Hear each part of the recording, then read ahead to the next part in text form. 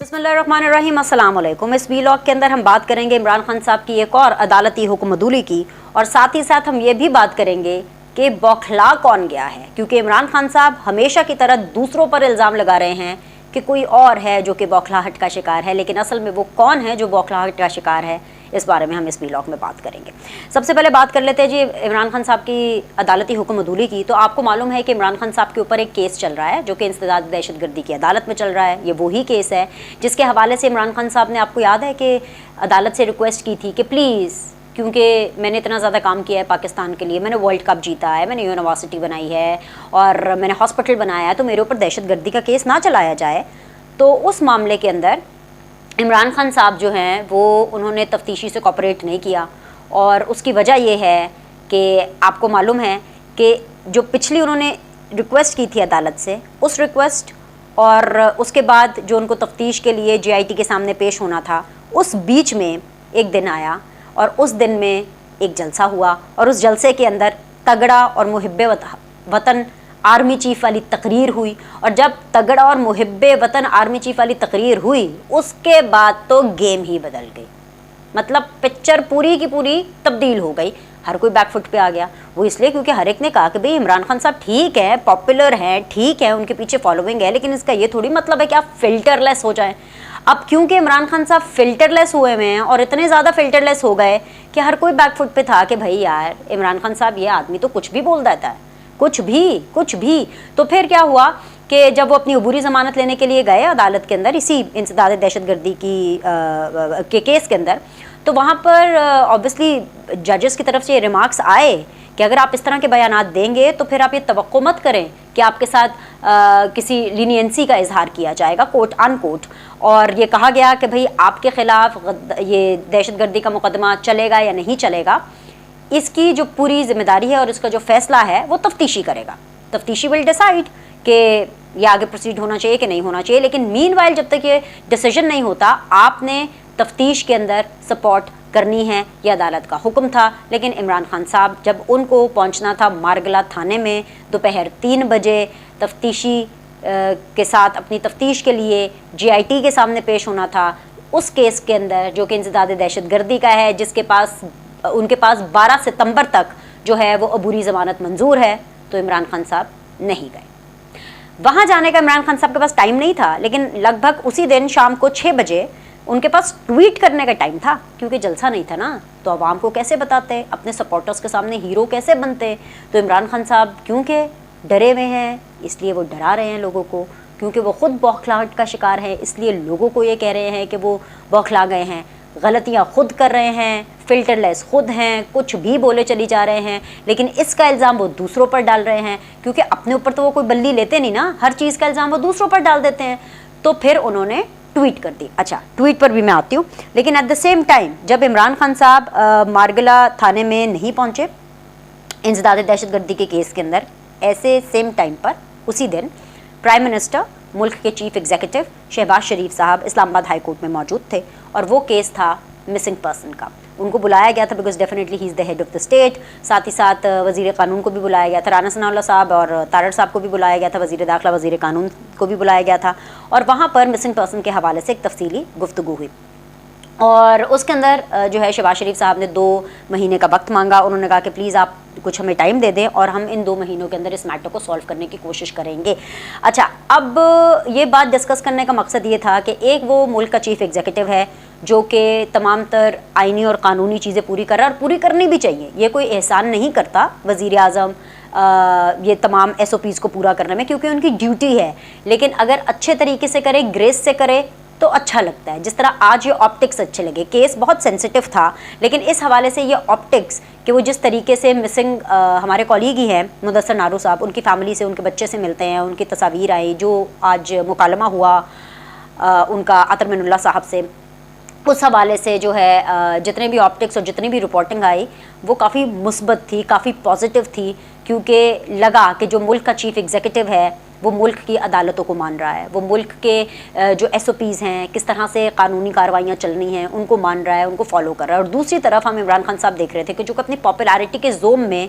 غلطی پہ غلطی, کیونکہ جب انسان ڈرا ہوا ہوتا ہے اور جب انسان گھبرایا ہوا ہوتا ہے تو وہ ایسی غلطیاں کرتا رہتا ہے. وہ کیا شعر ہے, کچھ شہر دے لوگ بھی ظالم سن, کچھ سانو مرن دے شوق بھی سی. وہ عمران خان صاحب یہ تو بتا رہے ہیں کہ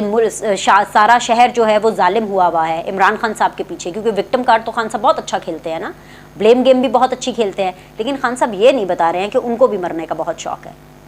کچھ شہر دے لوگ بھی ظالم سن, کچھ سانو مرن دا شوق بھی سی. یہ بالکل عمران خان صاحب پر لاگو ہوتا ہے. ٹویٹ میں عمران خان صاحب کی آپ کو بتا دیتی ہوں, ساتھ چل بھی رہی ہے. لیکن عمران خان صاحب کیا کہتے ہیں کہ جی امپورٹڈ حکومت اور ہینڈلرز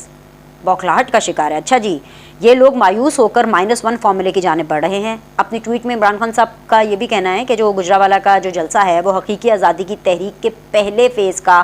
آخری جلسہ ہوگا اور اس جلسے میں اگلے اہم مرحلے کا اعلان کیا جائے گا. اب عمران خان صاحب نے اعلان کیا کرنا ہے بھائی, اعلان وہی کرنا ہے. مطلب وہ تو اتنی پرانی تقاریر ہے جو کہ بار بار رپیٹ پر آٹو پہ وہی پرانی کیسٹ ہے جو کہ آ کر کے بجائیں گے, اور زیادہ سے زیادہ ان کا نیا اعلان یہی ہوگا کہ ملک میں سیلاب آئے, ملک میں آندھی آئے, ملک میں طوفان آئے, الیکشن کمیشن جتنے چاہے مرضی جو ہے وہ ضمنی انتخابات کو ملتوی کر دے, وہ اپنی عوامی رابطہ مہم, وہ اپنے جلسے جلوس کا سلسلہ جاری رکھیں گے. بیکاز ظاہری سی بات ہے عمران خان صاحب وانٹس ٹو بی ہرڈ.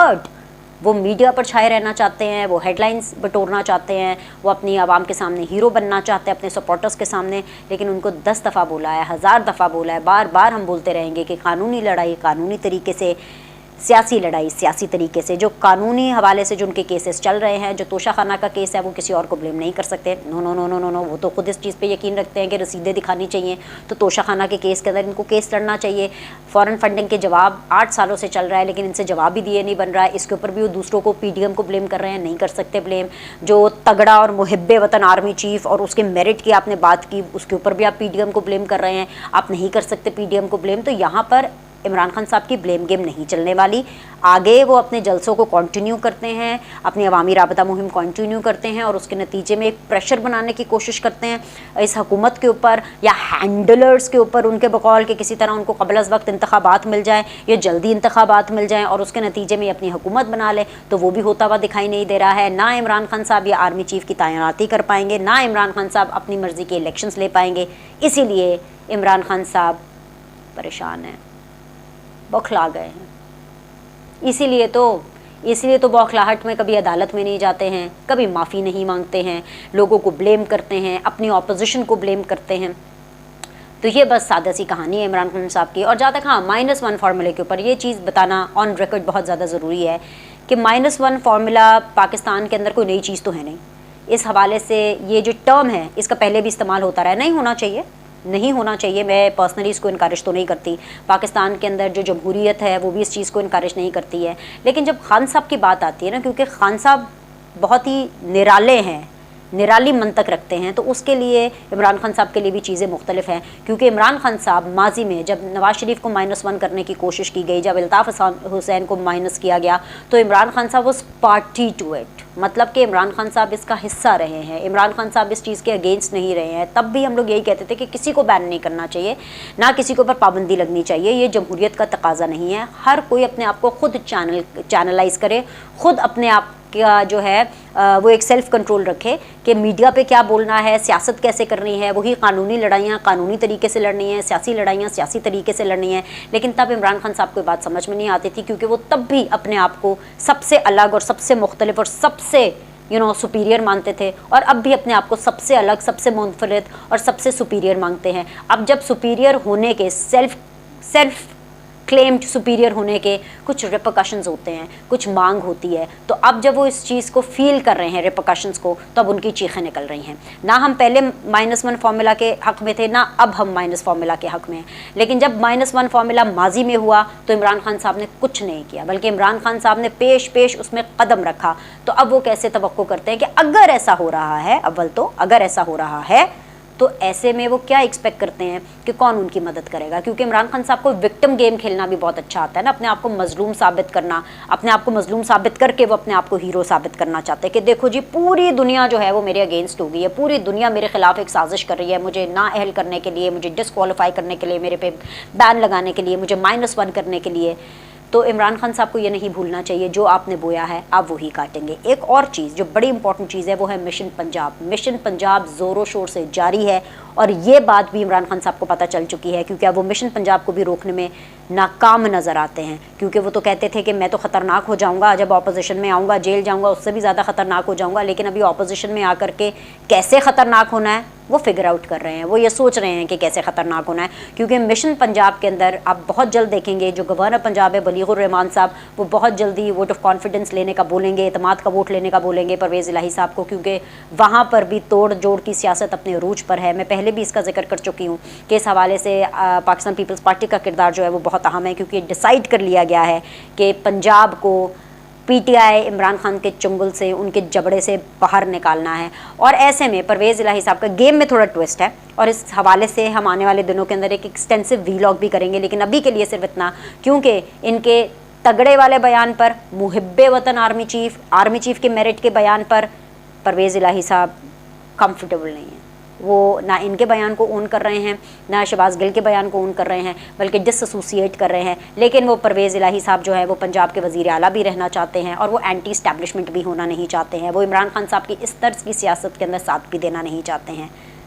تو کچھ سمجھ رہے ہیں کہ ہواؤں کا رخ پنجاب میں تو بدل رہا ہے، اور بہت تیزی سے بدل رہا ہے، اور یہ بات عمران خان صاحب کو پتہ چل گئی ہے، اسی لیے وہ اور بوکھلا رہے ہیں، مزید بوکھلا رہے ہیں، اور جیسے جیسے وہ بوکھلاتے جائیں گے ویسے ویسے غلطیاں کرتے جائیں گے، جب وہ تقریر کرنے کے لیے مائک اٹھائیں گے تو وہ غلطیاں کرتے جائیں گے، کیونکہ ڈرا ہوا ہی